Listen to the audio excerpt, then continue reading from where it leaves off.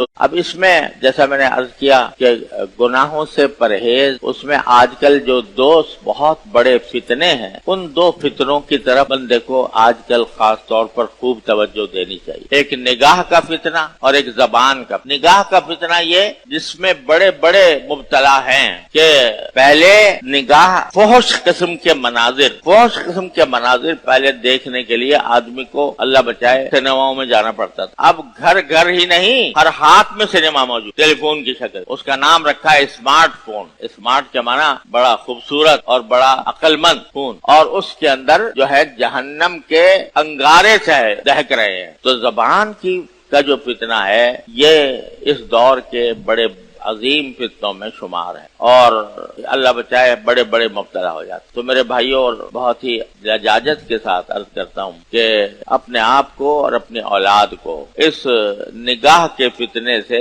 بچائیں، کیونکہ نگاہ کے بارے میں کہا گیا ہے کہ یہ ابلیس کا ایک تیر ہے، شیطان کا ایک تیر ہے، اور اس کے غلط استعمال کے نتیجے میں بندہ اللہ تعالیٰ سے دور ہوتا چلا جاتا ہے۔ جتنا غلط استعمال کرے گا اتنا ہی دور ہو۔ تو اللہ تعالیٰ تو کہہ رہے ہیں میں تمہارے قریب ہوں، اور ہم دور جا رہے ہیں گناہ کے کام کر کر۔ ایک تو اس کا نگاہوں کی حفاظت، اللہ تعالیٰ اپنی رحمت سے ہمیں اس کی توفیق عطا فرمائے۔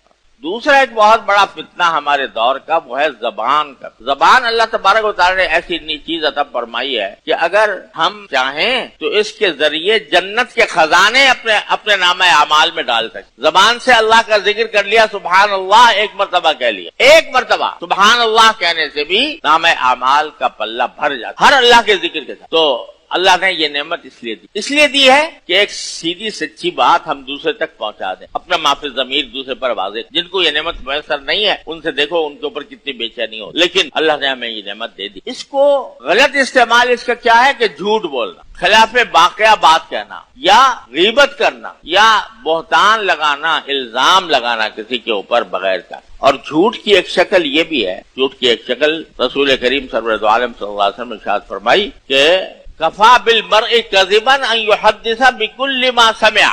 انسان کے جھوٹ کے لیے یہ بات کافی ہے کہ وہ جو بات بھی اس کے کان میں پڑ جائے اس کو آگے چلتا کر دے بغیر تحقیق کیے۔ یہ بھی جھوٹ، یہ بھی گناہ ہے۔ افواہیں پھیلائی جاتی ہیں، ان افواہوں کو بغیر تحقیق کے آگے بڑھا دینا یہ بھی گناہ ہے، گناہ عظیم ہے۔ اللہ تعالیٰ ہماری بات